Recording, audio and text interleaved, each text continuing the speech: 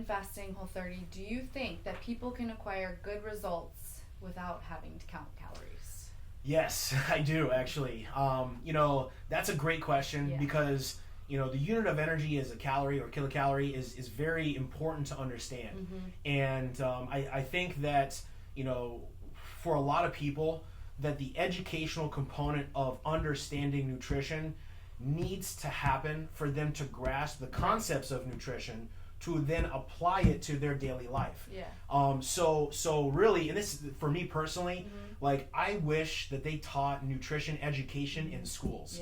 Because for me, going through this process in this business, we work with some younger individuals that may not have very good habits, and it can cause some detrimental effects on their health, physical and mental health throughout the longevity of their life. I digress, but getting back to the calorie question is, do you have to do calories? You don't have to. No. Is it a good way to start to understand the value of food? Yes. So do you recommend people kind of start counting and then wean off, or do you think that you can just go without ever having to count calories? That's one strategy. And a lot of people do that. I'd say the majority of the people do that. Is we start them off and say, look, here's the value of food. This is what an apple costs. Okay. Here's what a cheeseburger costs. So okay, so we both agree. Yes. You don't have to count calories. No, do not have to. Okay. So if someone is, trying to learn the very basics of macro counting, if they do want to do that to get to their goals, what are like your top 3 recommendations? Gotcha. So macro counting. Obviously, when you're looking at macronutrients, the first thing you're going to consider are calories. The 449, is really what you're looking at there. So when you're looking at macronutrients, the first thing to do is always go for, well, again, I shouldn't say always. It depends on the person. It depends on their nutrition strategy. But you want to try to have a balanced diet, okay? There's a lot of diets out there that obviously may have restricted a lot of carbohydrates, restrict a lot of fat. I'm not sure if a lot of people have restricted a lot of protein unless they're doing, vegetarian or vegan or something. And that's okay. Again, it's based upon the person, their health needs, their personal choices, maybe political choices, whatever it may be. But looking at, generally speaking, macronutrients, go for a balanced approach. An analogy that I like to use is when you go to a supplement store, right? And you turn the bottle of fish oil around and you see all those healthy properties of omega-3s and all these different things, right? Fats are going to have, specific fats will have those things. So if you turn around the bottle of a fats, of a macronutrient, you're going to see all those nutrients that fats have. Do the same thing. Turn around the bottle of a carb, okay? Right. You're going to see fiber. You're going to see micronutrients. You're going to see all those things that carbohydrates have. Proteins, same way. All these amino acids that are in proteins too. So if you're really restricting and not having a balanced approach, you may unknowingly be restricting certain types of nutrients that you may need.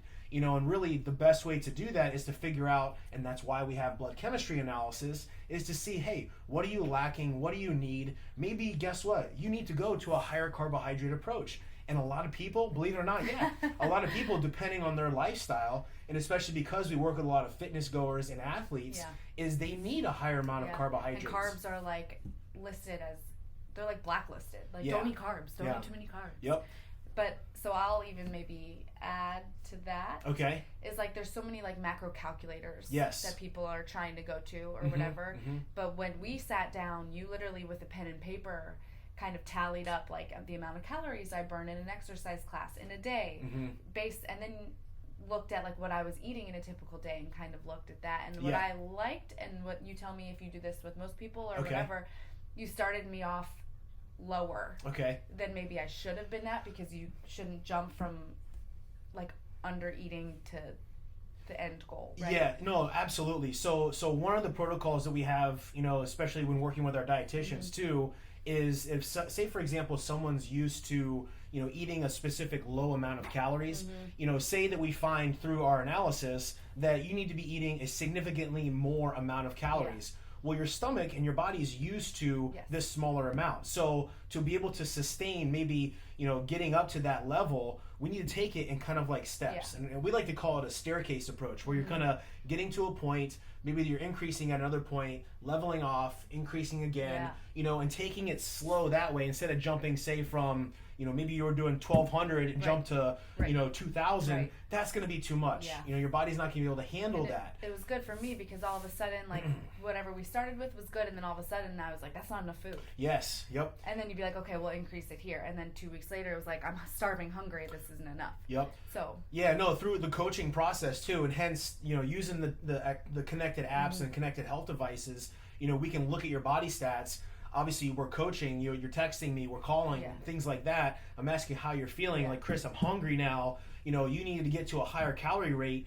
As soon as maybe 2-3 weeks went by, you're like, okay, I'm ready for the next step. Boom. Then we kind of move and graduate into that. So yeah, absolutely. There's going to be a graduation process. But the key is obviously looking at health history, medical history, things like that, and moving slowly through that pattern to get you to where your metabolism needs to be. Yeah. So I think for the people who like really want to understand, not even just the basics of macro counting, but like why you're given a certain number, and not just on like some website. Right. Like, I recommend just contacting you. Like, I've had a couple people and I'm like, I can't give you the amount of calories. I don't know. Yeah. But Chris has the team and the availability and the knowledge to sit down with you and even just have like one meeting and go over it and tell you kind of where you should be. It's definitely it can be very complicated depending on obviously the person's health and medical history and stuff.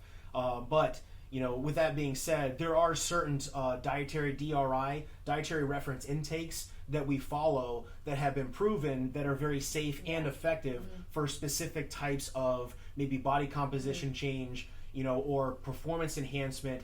Obviously, if you're a very healthy individual, and we follow those DRIs, and we follow those protocols to be able to get someone to a healthier state.